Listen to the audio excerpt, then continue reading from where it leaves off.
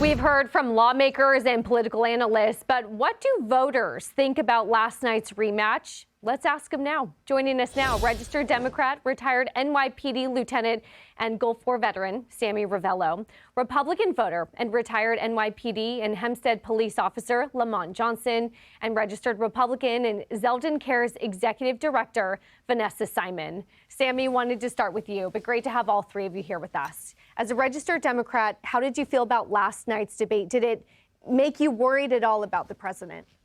Well, it almost made me apologize for voting for Joe Biden. Let's put it this way. That's how bad that debate was, not only for the party, but for our nation. I live in a multi-ethnic neighborhood. You know, my neighbors across the street, they're from Albania.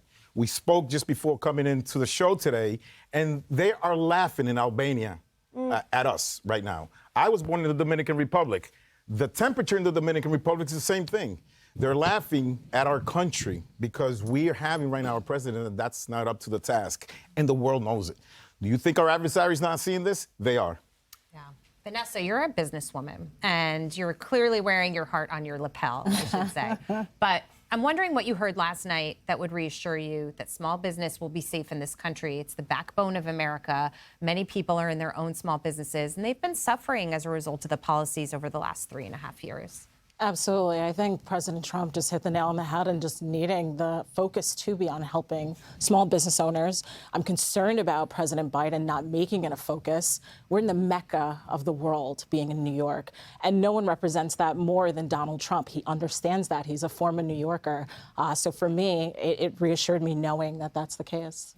Lamont, I want to come to you. It's interesting that, Trump is calling this the migrant crime wave, not just the crime wave. As a retired NYPD officer, how do you feel about law enforcement, the morale, and really law and order going forward? I think law enforcement is up amongst police officers across the nation. I think the people in the Border Patrol, the morale for them is very low due to the fact that so many people are coming over the border. The laws of the land are not being held in high regard. You have millions of people coming across the border. So I think that they're trying to do a job, but they're not being allowed to do their job. So I know their morale is very low for the Border Patrol. Sammy, last night President Biden said that no servicemen had died under his watch. 13 did die in that withdrawal from Afghanistan. A lot of people criticize the president and say he hasn't done enough for our veterans who in some cases are not getting the resources they need because of the migrant crisis and other factors. Your view on what kind of grade he'd get there? Yes, that's a great question. The youngest soldier to die in the war in Iraq and Afghanistan from the Bronx was this kid named Luis Moreno. We've been reaching out to the Biden administration for 2 years to let the father, who has never been arrested, never been deported, to come back to the United States so he can see the mother who's about to pass away. This couple has produced a soldier that gave his life for this country, yet the family can't get reunited. 2 years ago, the father was told that if he comes over the border through Mexico, he could see his dying wife. He said, no, I'm not going to do it because I've never entered the United States legally, and I'm not going to do it now. We heard from the Trump campaign.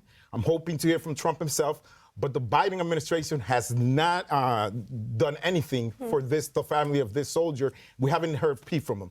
It's funny that the former president is reaching out to the family and not the current president. So servicemen are very, very disappointed with our current president right now.